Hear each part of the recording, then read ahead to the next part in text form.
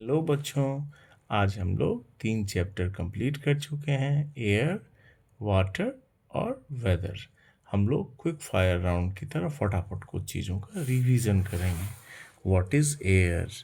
हमें पहला हमने पढ़ा था, air is present everywhere, we can not see air, we can only feel air, we feel air when we move और run.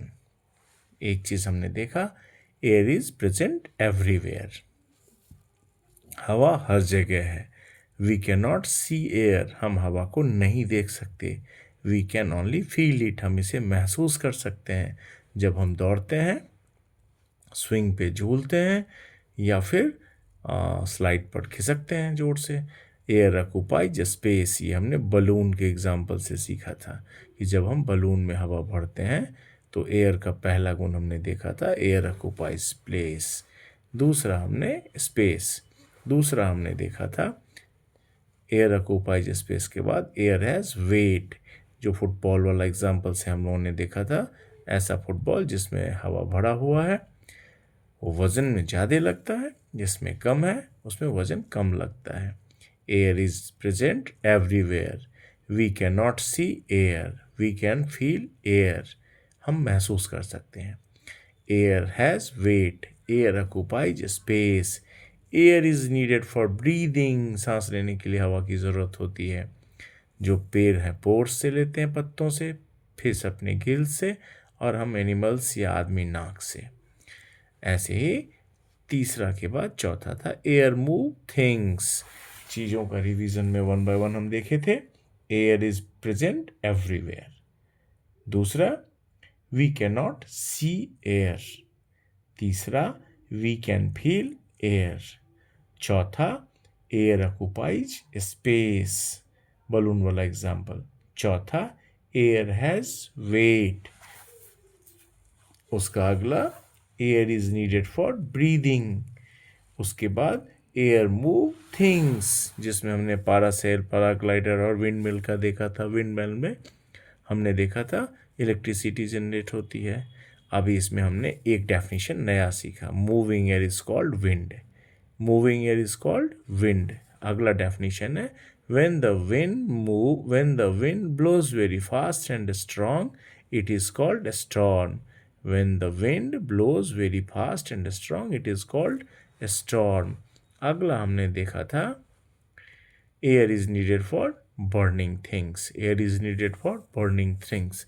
Air chapter का revision में समरी इतना ही है। Number 1, air is present everywhere. Number 2, air, we cannot see air. तीसरा, we can only feel air.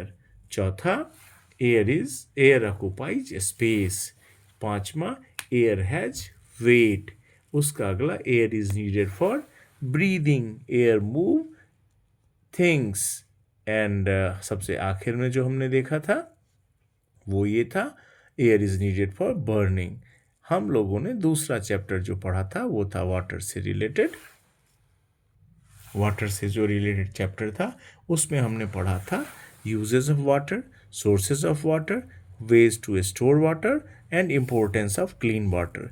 हमने इसमें देखा था यूजेस ऑफ वाटर में जो वेरियस पर्पसेस हैं उसमें क्या क्या था, we need water for cooking food, we need water for bathing नहाने के लिए, we need water for cleaning, we need water for drinking, we need water for painting, we need water for washing our clothes, we need water to put off fire, we animals need water for drinking, plants and need water for cooking their food. Mean not actually plants are not cooking, we cannot see them how they are cooking, but plants need water for cooking. Plant prepare their food in with the help of water. Sources of water में हमने देखा था different sources क्या क्या थे, reverse, rain से शुरू हुआ था बारिश, rivers, rains, rivers, ponds, streams, wells and hand pumps. River water को क्लीन करके पाइप के जरिए शहर में भेजा जाता है। River water is clean and sent through pipes to our home during the rainy season. बरसात के सीजन में rain water fills rivers, lakes and Wales.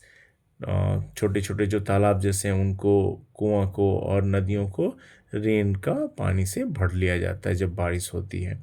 जो गांव में रहते हैं पीपल लिविंग इन विलेजेस, वो हैंड पंप का, चापाकल का और वेल का, कुआं का उपयोग करते हैं।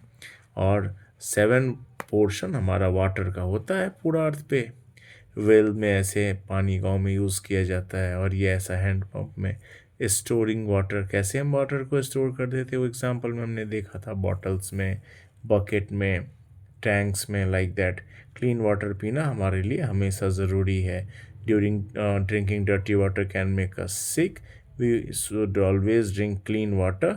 It can we can clean water in many way, either boiling करके हम क्लीन कर सकते हैं या फिल्टर के मदद से हम क्लीन कर सकते हैं, वाटर प्योरीफायर के मदद से। और नेक्स्ट हमने जो पढ़ा था वो था हमारा आज का चैप्टर वेदर वाला। वेदर वाले चैप्टर में हमने देखा था कि एक्सप्लेन किया था वेदर को, कितने वेदर कैसे चेंज करते थे वो देखा, डिस्क्राइब किया डिफरेंट सीज़न को और उनके नाम जाना। जिसमें हमने पहला चीज़ सीखा था कि वेदर का definition, the appearance of a certain day is called weather of that day. The appearance of a certain day is called weather of day. Next हमने देखा वेदर के टाइप क्या क्या हैं। एक सनी डे देखा, कोल्ड डे देखा, rainy day देखा और हमने विंडी डे देखा। 4 हमने डेज वेदर के टाइप में देखे थे, सनी, रेनी, विंडी और कोल्ड डे। और फिर हमने सीजन्स के बारे में देखा कि हम एक साल को 5 सीजन्स में डिवाइड करते हैं, समर, विंटर, मानसून और स्प्रिंग में। ये क्विक फायर राउंड में जो हमने अभी तक देखा है। डेफिनेशन फिर देखा, समर में वेरी हॉट और सनी डे रहता है, विंटर में वेरी कोल्ड डे रहता है, मानसून में मोस्टली टाइम रेनी रहता है, स्प्रिंग में हम देखते हैं कि ये ना तो बड़ा ही कोल्ड रहे ना ही बहुत हॉट है।